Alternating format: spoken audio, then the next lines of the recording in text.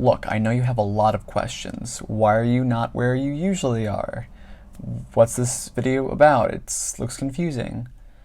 Why are the only items in the tiny room you're in a box of Cheerios, a half-eaten box of spaghetti, and a thing of raisins, and some forks, and I guess there's a rabbit there too. There we go. These are all good questions. They're not questions I'm going to answer, except for, I guess, what's this video about? This video is going to be about why It's a Wonderful Life, the Christmas movie, is exactly the same as the Mona Lisa, a famous painting. Not a Christmas painting, just a normal one.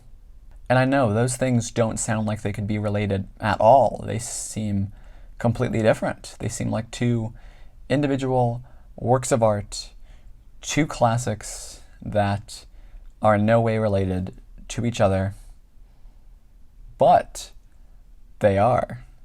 Let's start with the movie It's a Wonderful Life.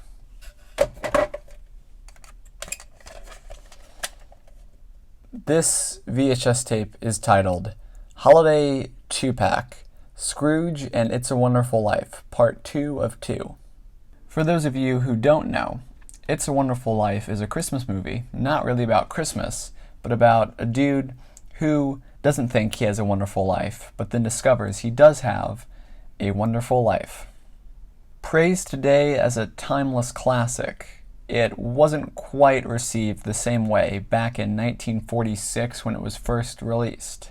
Although it didn't do horribly, it didn't do anywhere as well as anyone would have thought. It's possible that being released so close to the end of World War II, it just wasn't a movie that audiences really wanted to see at that time. Overall, it's a pretty feel-good movie, but the road it takes to get there can be pretty sad. Regardless of why exactly, it underperformed at the box office and only won, I think, a single award for like the snow that was falling, the effect that they used to make it seem like snow was falling in some scenes or scene transitions. So again, not horrible, but not anywhere near where they thought it would perform. And because of that, it was kind of forgotten about, swept under the rug. It just wasn't a movie that someone would go and watch time and time again. That is, until the 70s, when the copyright was failed to be renewed, and the movie entered the public domain. Now, details around this are a little foggy. An expression here that I'm using to mean I didn't look into this as much as I probably should have. And I'm not entirely sure if it was free for television networks to use, or if it was just a lot cheaper and there was still some kind of cost associated with it. But regardless of the specifics, TV networks were playing this movie a lot during the holidays now. And although people may not have remembered this movie from either their childhood or just their past, or, you know, maybe they were new to this, maybe it was the first time seeing this, and they just kept watching, and holiday after holiday it would kind of keep playing until the 80s.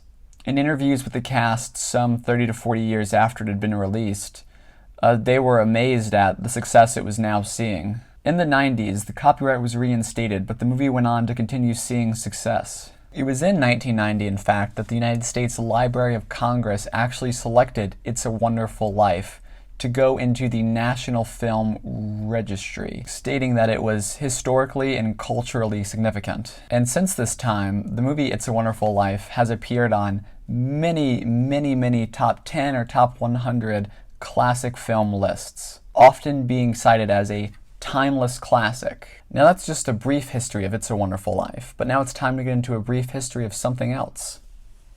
The Mona Lisa is one of the most easily recognizable works of art. It just gets referenced so much, so frequently, so often, all the time.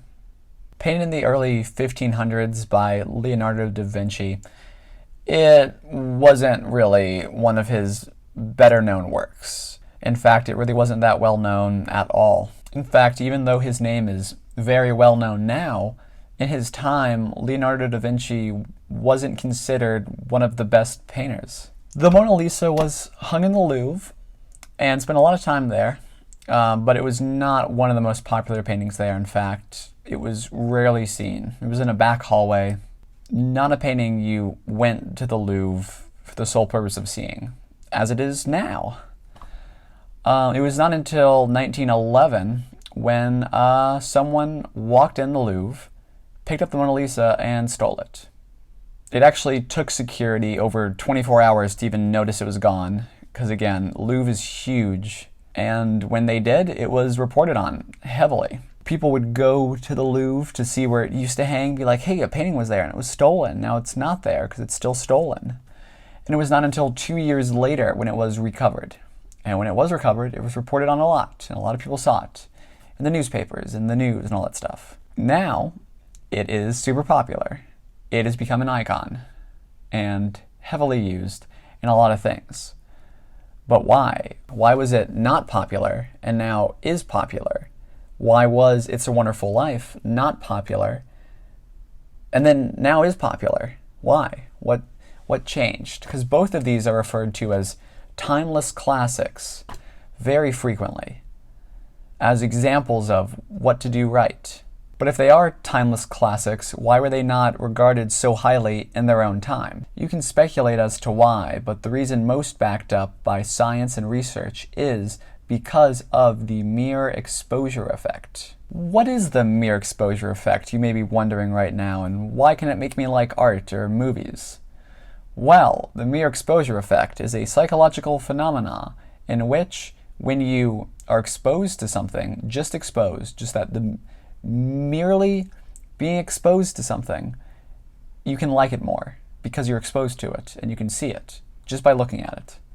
You can like it more.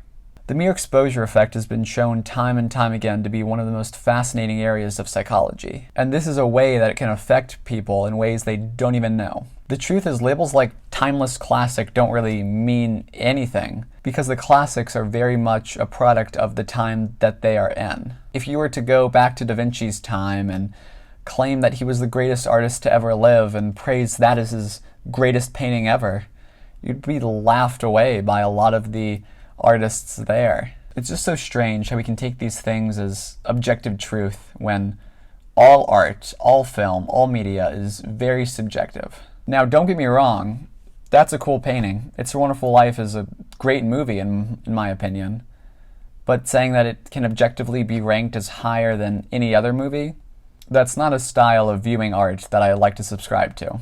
There's probably some stuff I'm forgetting, but I need to go and toss all the food back into this pantry now and take my camera down.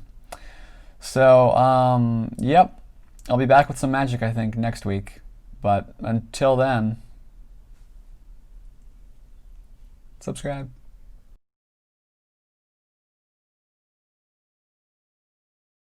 Also, when it was first released, the FBI considered it communist propaganda.